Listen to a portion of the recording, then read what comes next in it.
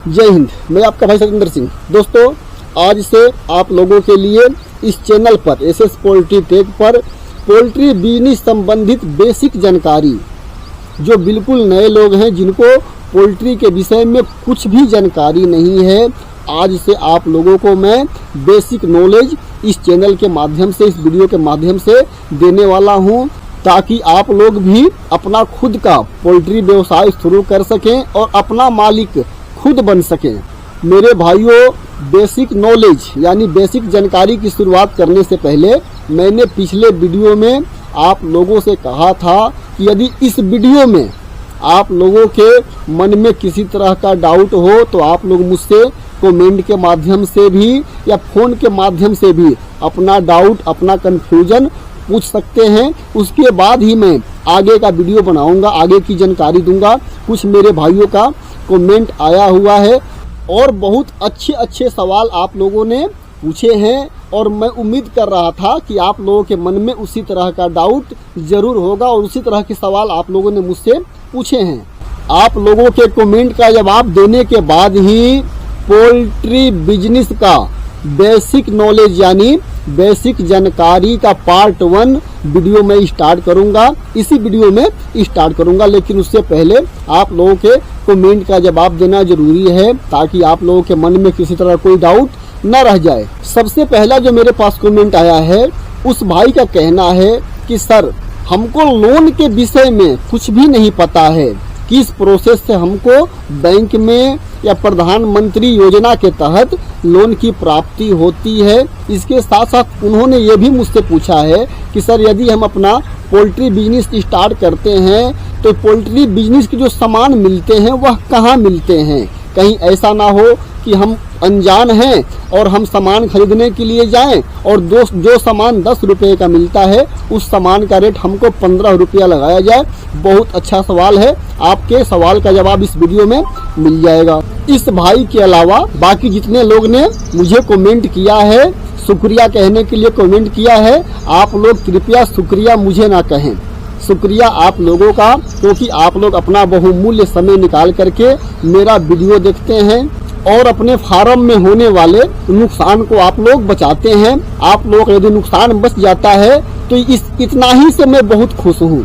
अब स्टार्ट करता हूँ आप लोगों के कमेंट का जवाब देना, नहीं तो वीडियो बहुत ज़्यादा बड़ा हो जाएगा।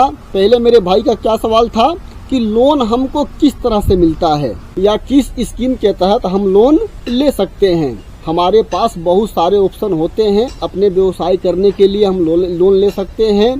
पहला जो ऑप्शन होता है कि बैंक हमको बिजनेस के लिए लोन देती है, जिसको बैंक बिजनेस लोन कहते हैं। यह लोन हमको बैंकों से मिलता है। आप किसी भी सरकारी bank, state bank of India हो, पंजाब नेशनल बैंक हो, ग्रामीण बैंक हो या बैंक ऑफ बड़ौदा, यदि आपके एरिया में है तो आप वहां भी जाकर के उन बैंकों से संपर्क करके आप लोग अपने व्यवसाय के लिए लोन ले सकते हैं।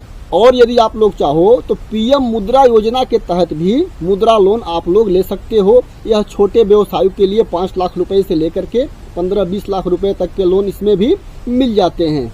स्टैंड अप इंडिया स्कीम के तहत भी हम लोगों को लोन मिलता है। इसमें महिलाएं भी चाहें तो लोन ले सकती हैं। SC ST वाले भी लोन लेकर के जो अपना पुराना व्यवसाय है उस व्यवसाय को दोबारा से स्टार्ट कर सकते हैं या नया व्यवसाय कर सकते हैं। और यदि आपका व्यवसाय MSME के थ्रू है तो भी आप लोग उस माध्यम से लोन ले सकते हैं। यानी लोन लेने के बहुत सारे तरीके हैं। अब सवाल यह है कि लोन हमको मिलेगा कैसे? भाई, बैंक चाहे कोई, आप कहीं भी जाओगे तो आपको उधार पैसे आप अपने गांव से ही ले लो। अपने गांव में किसी के पास उधार पैसे मांगने जाते हो और आपके पास उसको देने के लिए कुछ नहीं है तो वह उधार पैसा आपको क्यों देगा? नहीं देगा, इनकार कर देगा। अपने रिश्तेदार, अपने भाई नहीं देंगे। तो बैंक से यदि आपको लोन लेना है तो बैंक के कुछ नियम है, वह सारे नियम को आप लोगों को फॉलो करने पड़ेंगे तो ही बैंक या कोई संस्था आपको लोन देगी। और एक बात दोस्तों, हर राज्य के, जैसे मैं बिहार राज्य से आता हूँ तो बिहार राज्य में कुछ अलग हिसाब किताब है लोन का, यूपी में कुछ अलग है, बंगाल में कुछ अलग है, हरियाणा में कुछ अलग है। आप जिस भी राज्य से आते हो सबके हिसाब किताब यानी सबके नियम, बैंकों के नियम अलग अलग हैं। मेरे भाइयों, जब भी आप लोग बैंक में लोन की अप्लाई करने जाओगे तो बैंक वाले आपसे कुछ दस्तावेज यानी कागज पत्र मांगेंगे। वह सारे कागज पत्र यदि आप पूरे कर देते हो तो हो सकता है कि बैंक वाले आपको लोन प्रोवाइड करा दे। उस कागज पत्र में सबसे पहला चीज क्या है? आपका आधार कार्ड, आपका पैन कार्ड चाहिए, इसके साथ साथ आपका निवास प्रमाण पत्र, आपके पासपोर्ट साइज फोटो, जिस जगह पर आप अपना व्यवसाय करना चाहते हो उस जमीन का कागज रसीद वगैरह चाहिए कि मुझे इस जमीन पर अपना यह व्यवसाय करना है।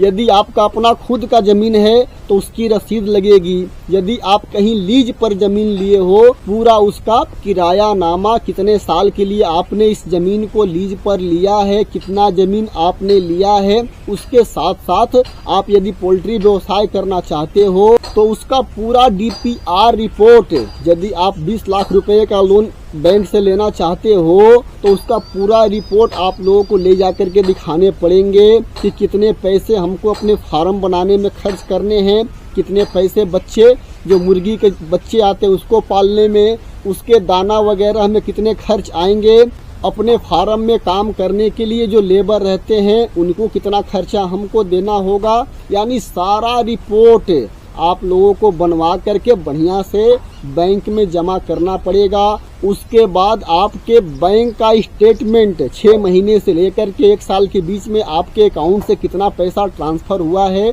आपके आमदनी के रास्ते कितने हैं, जो प्रोडक्ट आप लगा रहे हो उससे आप कितना पैसा अर्न करोगे, यह सारा रिपोर्ट बना करके देने होते हैं। तब जाकर के बैंक वाले हम लोगों को लोन देते हैं। ऐसा नहीं है कि जब आपका दिल किया आप लेकर के अपनी जमीन के कागज वगैरह चले गए और बैंक वाले लोन आपको दे देंगे, ऐसा नहीं होता।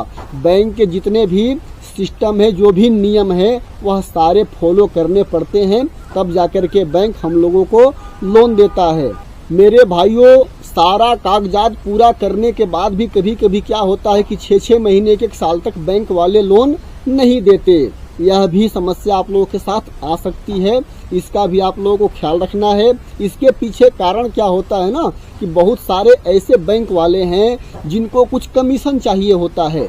यदि आप कमीशन नहीं दोगे तो आपके सारे कागजात को वह झेला करके रखते हैं। तो आप लोग अपने हिसाब से यह देख लेना, जब बैंक में जाओगे ना लोन अप्लाई करने के लिए, तो वहां जाते ही आप लोगों को सब कुछ क्लियर हो जाएगा कि हमको क्या लेना है, क्या देना है, क्या क्या हमारे बैंक वाले हमसे मांग रहे हैं, वह सारा आप लोगों को डिटेल अच्छी तरह से समझा देंगे। क्योंकि मेरे भाइयों, बहुत सारे लोग ऐसे हैं जो काफी लोन पास करा रहे हैं। हमारे भी बहुत सारे जानकार हैं जो लोन पास कराते रहते हैं, तो बताते हैं कि यह सारे कागजात वगैरह की जरूरत होती है बैंक वालों को और आराम से मिल जाता है। और कुछ ऐसे भी लोग हैं जो काफी दिनों से लोन की अप्लाई कर रहे हैं लेकिन उनका लोन पास नहीं हो रहा है। तो इसका पूरा विवरण जो है अच्छी तरह से आपको बैंक वाले ही दे सकते हैं। मैं तो भाई बैंक का मैनेजर हूँ नहीं कि मैं आप लोगों को सारा A to Z प्रोसेस अच्छी तरह से बता सकूं। तो आप लोगों को बैंक में जा करके इसका पता लगाना चाहिए। अब कुछ मेरे भाइयों का यह भी सवाल आया हुआ है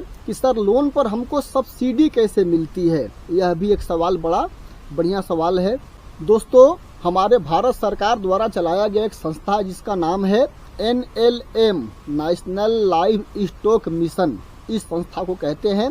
इस संस्था के माध्यम से सरकार हम किसानों को पशुपालन के लिए, मछली पालन के लिए, डेयरी फार्म के लिए आप लोग कह लो, या अपना मुर्गी दाना यदि बनाने के लिए प्लांट लगा रहे हो, उसके लिए लोन प्रोवाइड कराती है और उसके साथ साथ हमको सब्सिडी भी मिलता है।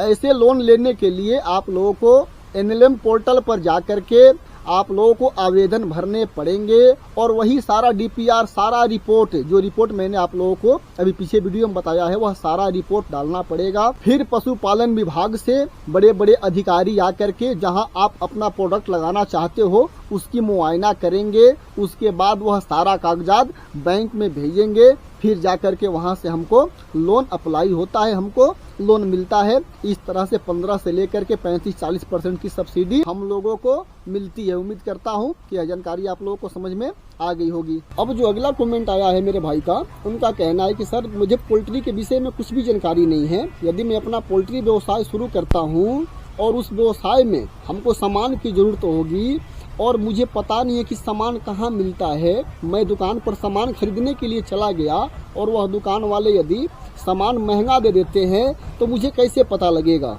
दोस्तों, सिंपल सा तरीका है, यदि आपको पोल्ट्री व्यवसाय का कोई सामान चाहिए तो आपके अगल बगल जिस एरिया में आप रहते हो वहाँ पर आप दुकान पे चले जाना। आजकल तो पोल्ट्री की दुकान बहुत सारी खुल गई है, आप लोगों को किसी के थ्रू नहीं जाना है। यदि किसी दलाल को आप पकड़ोगे या किसी जानकार को पकड़ोगे तो वह कमीशन खा सकता है, लेकिन आप यदि डायरेक्ट जिस दुकान पर पोल्ट्री का सामान मिलता है वहां जा कर के दाम भाव करोगे तो आप लोगों को कोई धोखा नहीं देगा, क्योंकि दुकानदार अपने ग्राहक के साथ कभी गलत नहीं कर सकते। वह इसलिए गलत नहीं कर सकते कि आप उसको पता लग जाएगा कि आप अपना पोल्ट्री व्यवसाय शुरू कर रहे हो और आपको उससे हमेशा काम है, यानी उसकी सामान की आपको हमेशा जरूरत पड़ेगी। तो आप लोग डायरेक्ट जाकर के दुकानदार से बात करो। जरूरी नहीं है कि जिस दिन जाओगे उसी दिन सामान खरीद के लाना है, एक दिन जाकर के दाम भाव करके आ जाओ, अगले दिन जाकर के अपना सामान खरीदो। अगल बगल और सारी दुकानों में आप चाहो तो पता कर सकते हो। उम्मीद करता हूँ कि यह भी आप लोगों को बात अच्छी तरह से समझ में आ गई होगी। इसके अलावा जितने भी कमेंट आए हैं उस वीडियो के रिलेटेड नहीं आए हैं, जो वीडियो मैंने पिछला बनाया था उसके रिलेटेड नहीं है, तो आप लोगों को भी कमेंट का जवाब किसी न किसी वीडियो में या आप लोगों को रिप्लाई के माध्यम से मैं सारे लोगों को दे दूंगा। अब दोस्तों हम शुरू करते हैं पोल्ट्री बिजनेस की बेसिक जानकारी। जितने भी नए फार्मर अपना पोल्ट्री व्यवसाय शुरू करना चाहते हैं तो उनको स्टार्टिंग नॉलेज क्या चाहिए जिससे परफेक्ट तरीके से अपना व्यवसाय स्टार्ट कर सकें। दोस्तों, हमारे पोल्ट्री व्यवसाय में जो सबसे पहला जानकारी आप लोगों को सीखनी चाहिए वह सीखनी चाहिए अपने फार्म में चूजे को हम कैसे पालें, यानी चूजे को पालना आप लोगों को सीखना सबसे पहला काम है, इसलिए कि यही चूजे हमारे बिजनेस का भविष्य तय करते हैं। यही चूजे भविष्य में हमको कमा करके अनलिमिटेड पैसा देने वाले हैं। तो जब चूजे हमको अनलिमिटेड पैसा देंगे तो हम लोगों का ध्यान भी सबसे ज्यादा किस पर होना चाहिए, अपने चूजे को पालने पर। हमारे चूजे की पूरी तरह से तैयारी करने हम सबको आना चाहिए। मेरे भाइयों, अपने फार्म में चूजा डालने से पहले कुछ हम लोगों को विशेष बातों का ख्याल रखना होता है। सबसे पहले कि जिस दिन हमारे फार्म में चूजे आएंगे उससे 15 दिन पहले से उस चूजे के रहने वगैरह सारा व्यवस्था हमको करके रखना है। सबसे पहले कि अपने चूजे के लिए हमको वह हर दवाई जो हमारे चूजे के लिए चाहिए पहले से मंगवा कर रखना है। मेरे भाइयों, हमारे चूजे के लिए स्टार्टिंग में कौन कौन सी दवाइयाँ लगती है वह भी सारी जानकारी आप लोगों के पास होनी चाहिए। सबसे पहले स्टार्टिंग के 15 दिन तक अपने मुर्गी के बच्चे को हम लोग क्या देते हैं, विटामिन। क्यों? क्योंकि हमारे चिक्स छोटे होते हैं, कमजोर होते हैं, तो आप लोगों को मल्टी विटामिन, बी कॉम्प्लेक्स और लीवर टॉनिक 15-20 दिन के लिए पहले से ले आकर के अपने पास स्टॉक करके रखने हैं।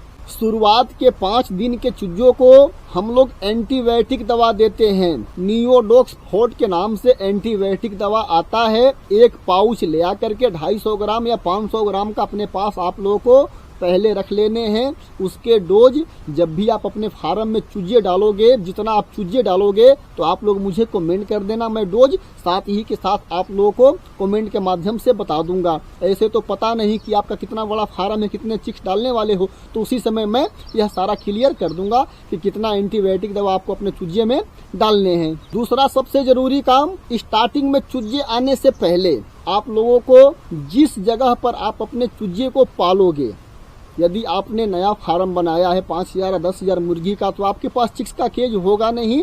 आप डीप लीटर यानी जमीन पर ही अपने चूजे को पालोगे। यदि चिक्स का केज है तब तो कोई परेशानी ही नहीं, लेकिन चिक्स का केज नहीं है, डीप लीटर में सारा व्यवस्था आपने किया हुआ है, तो आप लोगों को सबसे पहले क्या ध्यान रखना है कि जिस जगह पे हमारे चूजे पड़ेंगे वह जगह बिल्कुल सूखा होना चाहिए। उस जमीन पर नमी बिल्कुल नहीं होनी चाहिए। पहले उस जमीन को हम अच्छी तरह से सूखा करेंगे, उसके बाद उस फार्म को जहां पर आपके चूजे रहने वाले हैं, चारों तरफ से उसको अच्छी तरह से पैक करेंगे और उसमें 3 से 4 स्प्रे करेंगे। स्प्रे कौन सा? जो वायरस को खत्म करता है। जमीन के अंदर कहीं ना कहीं थोड़े बहुत वायरस रहते ही हैं, आप कितना भी साफ सफाई कर लोगे लेकिन फिर भी वहाँ वायरस की संभावना थोड़ी बहुत बन ही जाती है। तो आप लोगों को 3 या 4 स्प्रे करने हैं। पहला फार्मोलिन का स्प्रे करना है पूरे फार्म को बंद करके, कि उसका गैस जो है दवाई का फार्म से बाहर ना जाए। उसके बाद एक आती है स्प्रे की दवाई X185, उसको भी करने हैं। एक दवाई आती है B904, एक बार 5-5 लीटर ला के रख दोगे तो कई साल आप लोगों के काम आ जाएंगे। उसके बाद आप लोगों को दीमक वगैरह के भी स्प्रे उस फार्म में करने हैं। यह 4 स्प्रे आप लोगों को करने ही करने हैं, चाहे आप डीप लीटर में चिक्स पालो चाहे केज के अंदर। यहाँ तक समझ में आ गया कि शुरुआती सबसे पहला आप लोगों को ज्ञान क्या रखना है? अपने फार्म में चिक्स डालने से पहले दवाई का और फार्म के अंदर का प्रबंधन का। आप लोगों के कमेंट की वजह से वीडियो थोड़ा ज्यादा बड़ा बन गया, तो इस वजह से इस वीडियो को मैं यहीं रोक रहा हूँ। इसके आगे की जानकारी कल या परसों वाली वीडियो में मैं पूरा करूंगा, एक एक करके पूरा बेसिक जानकारी, जितनी भी जानकारी लेयर पोल्ट्री बिजनेस का भगवान ने मुझे दे रखी है आप लोगों को स्टार्टिंग से बताते जाऊंगा। और साथ ही साथ आप लोग कमेंट भी करते जाना कि आप लोगों का, सारे लोगों का डाउट साथ ही साथ क्लियर होता चले। दोस्तों इस वीडियो में इतनी ही जानकारी, मिलते हैं अगले वीडियो के साथ, तब तक के लिए नमस्कार।